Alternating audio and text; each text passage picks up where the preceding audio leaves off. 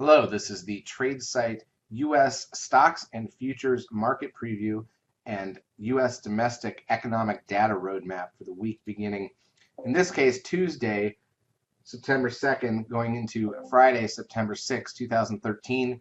We are closed Monday for the U.S. Labor Day holiday. There will be no stock market or futures activity on that day.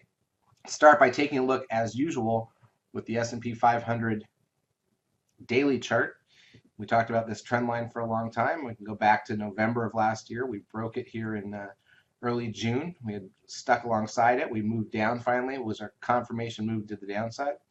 We got a push back up to retest that line and clung to it again one more time here. We were looking at that time for potentially a 13 seeker sell signal, which we never got because we rolled over instead. And now as the month of August has rolled on, and remember August traditionally the most positive month of the year for stocks, on average, even though it tends to be light on volume, has turned into a negative month. We've been down about 50 points on the S&P for the month. We did get a 12 here. Remember, the seeker tool does not need to make new highs in order to get the count continued.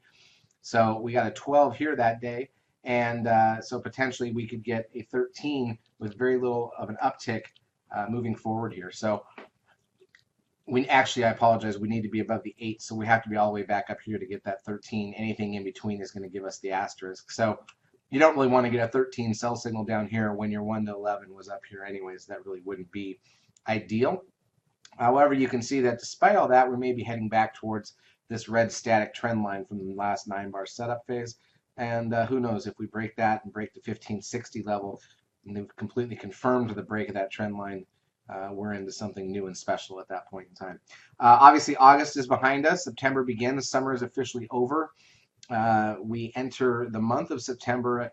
Usually it takes a day or two for things to start to get back to normal. I don't expect volume to jump. Of course, we've got the Libya situation out there. We've got the U.S. budget situation that's going to be coming to potentially another tedious debt ceiling battle potentially here. And just a lot of things that can keep the market confused and dazed, or even dazed and confused. We don't know what that's going to play out like. Obviously, we could see some resolution or activity on the Syria situation right here this weekend. So, anything's possible going into next week. Typically, with the Monday holiday, Tuesday's a little light to get things started. They got to get the technicals rolling again. Wednesday, we could see a reasonable day. We do have, as you'll see, some major data on Wednesday and Friday of this coming week here in the U.S., so we'll be on guard for that. Let's also take a look here at the Nasdaq-100 Index. Not quite as negative as the S&P over the month of March, but over the month of August, but you'll notice the 13 sell signal that we did get on that one so far has been the high, and you can see the pink risk line also brought us back basically to that red static trend line on that signal. Also wanted to point out oil based on the uncertainty in the Mideast. And the time of year, of course, that late summer period. So we got the 13 sell signal, and this is one of those awkward ones. 13 sell signal on oil right here from the seeker. But really, we've been flat for the entire count. There's not much extension. And then the risk line gets broken 2 days later, but we closed, amazingly, right at the risk line after that spike up. So we've not closed or confirmed above it yet. So even though we had this big spike of 2 extra points, the risk line is so far from the 13 sell signal is containing the market exactly. It's pretty interesting technicals, I think, when you see stuff like that. Let's take a look at a couple of our key trading stocks.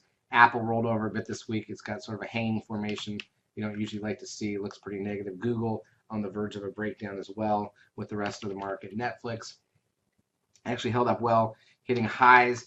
Tesla, which I'll show intra-week, it looks good here on the daily chart. Wait till you see it intra-week. And this thing could have a 13 sell signal at any point in time. Matter of fact, gotta know you can't. New 9-bar setup that recycled that entire count, but we do have a 9-bar setup phase complete and a new static trend line on Tesla to be aware of. So that is that. Now let's take a look at the intra-week action. Looking first at the S&P E-mini futures contracts.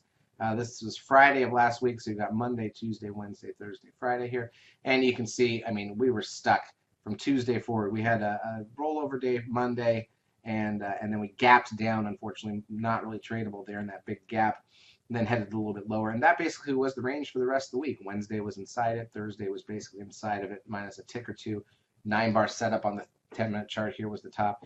And then Friday still inside it. So, it looks like options expiration, but it's not. It's end of month, end of summer, end of heading into Labor Day, whatever.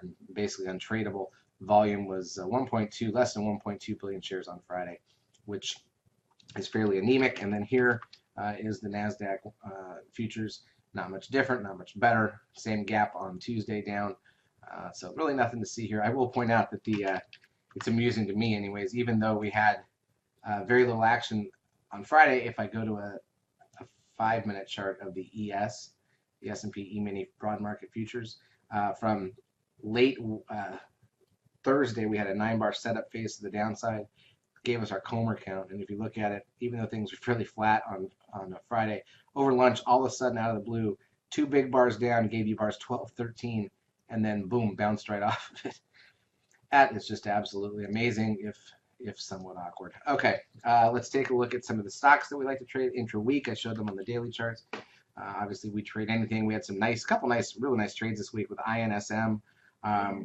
But in terms of our big ones that we trade all the time, Apple, this doesn't look good. It's an inverted cup and handle formation. But again, basically from Tuesday afternoon until the end of the week, it was inside of this range. Here's Google, about the same thing. It got a 13 buy signal on Friday morning, and that's been the low so far. You can see the risk line. Again, that type of stuff could get busted early next week depending on what happens. Amazon, another one just stuck in that range. Nobody went anywhere. Netflix, cup and handle to the long side. There's a breakout formation potentially there.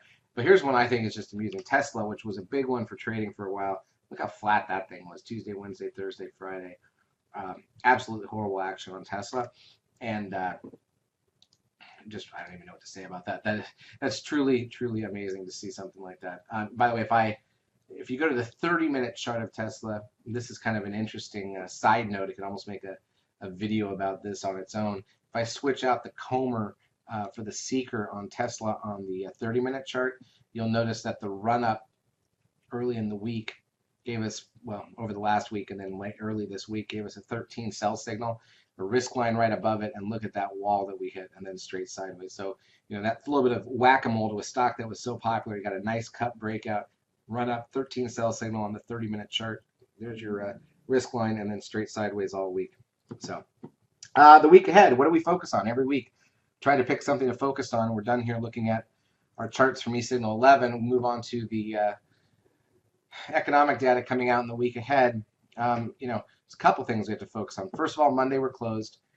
Fridays are still slower than other days of the week, but maybe we'll start to pick up here as we get out of summer break and get everybody else's kids back to school. Mine have been in school for a month. Tuesday, ISM index and construction spending 30 minutes into the market. ISM is a big number. It can move the market, but again, everybody's usually a little bit, we'll just say, slower coming back from the long weekend, a little relaxed. Wednesday, trade balance is a big number, could cause a gap. We've got auto and truck sales in the Fed beige book in the afternoon.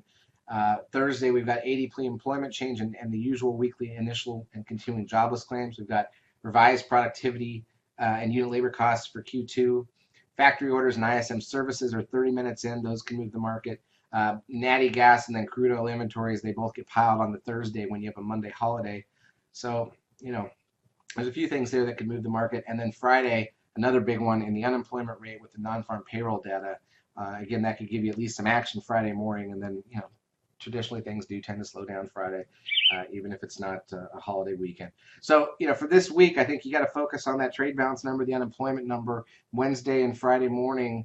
I don't think there's going to be Tuesday's not going to just suddenly jump out of the gate. Everybody's, yay, it's September, perfect. It's not like that. We're going to be, getting things set up again and also have to react to whatever happens. This is Friday afternoon right now, so we've got Saturday, Sunday, and Monday for things to play out internationally. Maybe something there that the market will react to. As usual, we will be in the lab, calling it from the lab, calling stocks long and short, following the market, analyzing everything, and helping you make money. Hope you have a great trading weekend, and I hope to see you in the lab.